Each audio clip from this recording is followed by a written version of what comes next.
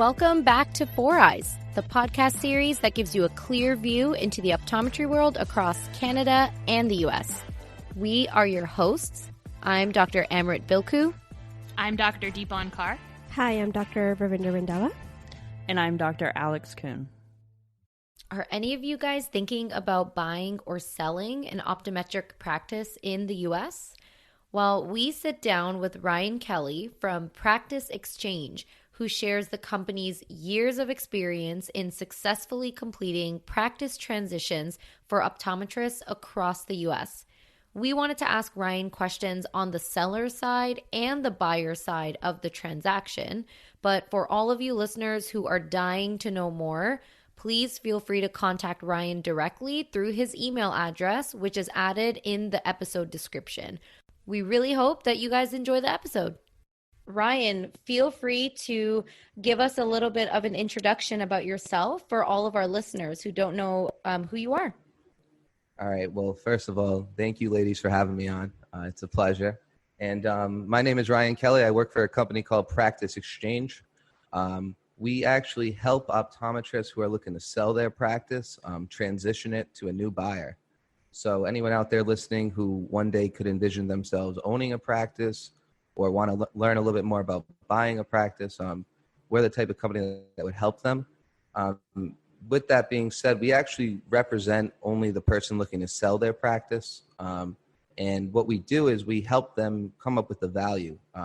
We're actually specialists in valuing practices. So we come up and we put it through a practice valuation, and we come up with the price based on market demographics and, our history of selling practices. We actually have sold 3,000 practices in the last 30 years. So our company has been around for a while. So with that being said, that's pretty much a synopsis of it. We specialized in helping optometrists sell their practice, but we work very closely with anyone looking to buy their practice because in a transaction, for it to be successful in this industry, because it's such a complex deal, it needs to be a win-win for both the buyer and the seller. If the buyer doesn't feel comfortable in what they're purchasing, they won't. The deal will end up blowing up, and that's just how it works. And so that's really where we come in, making sure cultivating the deal and bringing them together. Yeah. So, do you mind going a little bit more into detail then about what specific services Practice Exchange provides, especially for OD? So, and also you mentioned that you're helping determine the value of the practice. What factors do you take into consideration when determining that value? Okay, so I'll start with the first part. When you look at an optometry practice, it's valued based on the last 3 years of business, okay? Anything prior to that, it doesn't actually come into the valuation. It's something that you really have to understand. The value of an optometry practice is very volatile. The most recent year is weighted most heavily in the valuation. So what we do is we take a look at the last 3 years. We weight each year accordingly. The most recent year is weighted most heavily, and then in decreasing order, chronological order from there. And we put it through evaluation metrics on our end that I'm not going to get into detail. But what you really are looking for when you're looking to buy a practice is you're looking for a future cash flow. And the valuation is really dependent upon the cash flow.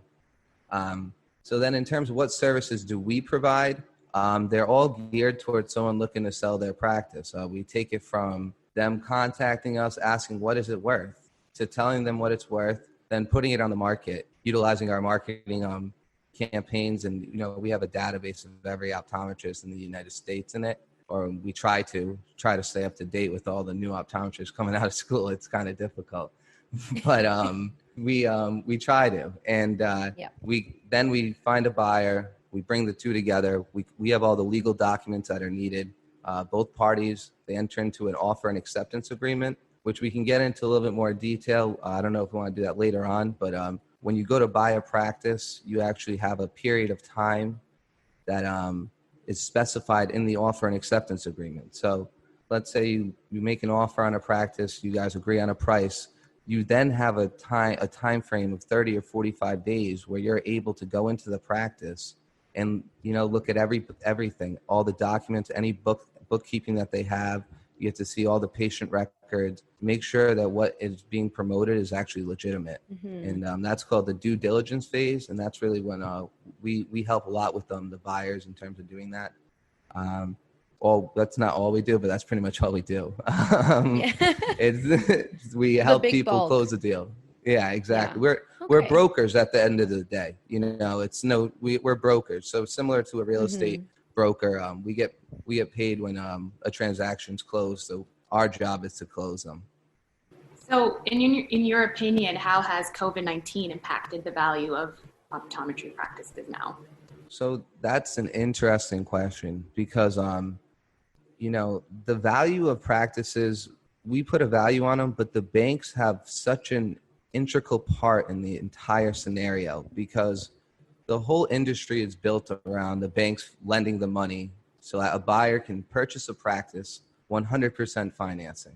The practices that we list at Practice Exchange, we can get buyers 100% bank financing 99% of the time. And that's because they cash flow. So right now, the practices are still being evaluated based on 2019, okay? And the reason for that being is that's just how the market is designed right now. So we evaluate the practice based on 2019. So let's say we have a practice listed for $500,000 in New Jersey, okay? The practice, we find a buyer. Someone offers $500,000. The only way that the bank is going to lend money right now for a practice that was evaluated as of 2019 due to COVID-19 is that if that practice is doing 80% in production of what it was doing at this time last year. So just to clarify, if a practice is doing 80% in September of 2020 of what it was doing in September of 2019, banks are still lending 100% based on the 2019 valuation. So it's having a major impact on our industry, obviously, because a lot of practices are having a little bit of trouble getting back up to that 80% number. And, those practices aren't able to qualify for lending right now. So it's having a big impact for sure. You do work along with the buyers, like you said, because you are really trying to close the deal. So even though you're on the selling side, you are probably more familiar with, the type of buyers that come in and look at the practice as well. So in your opinion, what sort of financial profile should, a new grad optometrist like us have before considering buying into that practice that you are trying to sell us? Okay, that's a great question. And it's interesting. So for you to really be in the position to buy a practice, it kind of first starts with experience level. To qualify for lending, you need to have around 2 to 3 years of experience. So a bank, you can't get out of school, find a practice that's worth $1 million, go to TD Bank, be like, hey, I want to buy it. They're going to be like, Really? No. They'd be like, sure, let's try it out. See how your first month's payment goes. Exactly. No matter how good you did in school, no matter what the GPA was, I swear it won't matter. And so the first criteria is like 2 to 3 years of experience. The second piece is you have to put a down payment down in pretty much all the transactions. Usually between 5 to 20, 25,000, depending on the size of the practice. And also depending on, how profitable that practice is. Sometimes the banks will be like, yeah, we'll give you 100% financing if you put down X amount. So it's 100% at the end of the day, but the way that they word it, it is what it is. But in terms of besides that, like if you're talking about whether you want to buy a house before buying a practice or something like that, it all depends on the credit score from our angle. If you want to buy a house, that's awesome, but don't make sure you make the payments. If you want to get a new car, that's great. Just make the payments, because if you have like a 620 credit score, no one's going to give you $500,000 or $200,000, whatever amount of money you want, regardless of how profitable the opportunity is or the offer you're making. So the credit score is huge. Banks tell us anything above a 700 works, but you know, you kind of want to even be higher than that because their underwriters are the ones who are actually making the deals happen. Mhm. And We already kind of mentioned financial stability, but is there anything else that has come up in the years that you've been working with selling practices when buyers come in? Is there a certain type of buyer that, you know, is more successful in obtaining the practice from you versus others? Any other so characteristics? are you saying like how, if you're a buyer, is your question really like how to differentiate yourself from another buyer to make sure that you can Yeah, get I the guess so. practice? Yeah, yeah. That's a great question because oftentimes there's multiple candidates looking at a practice, and Mm-hmm. the selling doctor essentially gets to pick who they want to be Mm-hmm. the heir apparent. And Yeah. chemistry is huge. So, my recommendation would be like if you're going in to visit a practice to really work on building a rapport with the selling doctor because Mm-hmm. we're all human beings at the end of the day, and these are very, very emotional transactions. You can imagine you build up a practice 20, 25, 40 years, and Yeah. then you're looking to sell it. So like the person who's going to be buying it from you, it's not just someone buying a candy bar from you. They're buying your baby. So if, even sometimes we've seen it in the past, like recently, um, Mm-hmm. there was a practice. We got an offer from one person that was higher than an offer from another buyer. And the doctor said to us, like, I see myself 20 years ago in this person. It's $20,000. I've made a lot of money in my life. I just feel right. And they went with that person. So, if, and that's coming down to just being a good person. So if you, Mm-hmm. if you're going to visit a practice, make sure, you approach it in the right way and you create a good rapport with the selling doctor. So if you want to sell your practice, right? So how do you make your practice more valuable over time? Like I'm talking about equipment, technology, staff. Like how do you make it more attractive to buyers, I guess? Well, let me flip it on you. Okay, so if you're looking to buy a practice and it doesn't have electronic health records, what are you going to say? No. No. Yeah. What about no OCT? Yeah. Oh, No. well, No, no. yeah. No. You want to have a practice that is up. So we break it down to four criteria. It comes down Mm-hmm. to: do you have electronic health records? Are you digitalized? Um, do you have what's the gross? What's the net? And what kind of equipment do you have? Mm-hmm. The equipment's huge with the younger buyers because you guys know. I mean, you know way better than I know that when you're in school and you're using that type of equipment, you don't want to come out and go buy a practice and not have it anymore. Like what we talk to buyers Yeah. are like, I would buy this practice, but I have to spend $100,000 in equipment because I don't even know how to, I need it. Yeah. Definitely agree. Electronic health records. That is definitely a big one. Um, is there a common EHR system that your practices have, the ones that you've sold that were, high, that gave it a higher value or a quicker selling time frame or more buyers? The Revolution one. Revolution. Yeah, the Okay. Revolution's one of Yeah. the best. That's That's actually like when that's good to know. Not only for buyers, but I guess for sellers too. What are some red flags that usually show up when, I guess, red flags in buyers who are interested in the practice, or red flags for, people who are trying to sell their practice that you try to bring up during the process?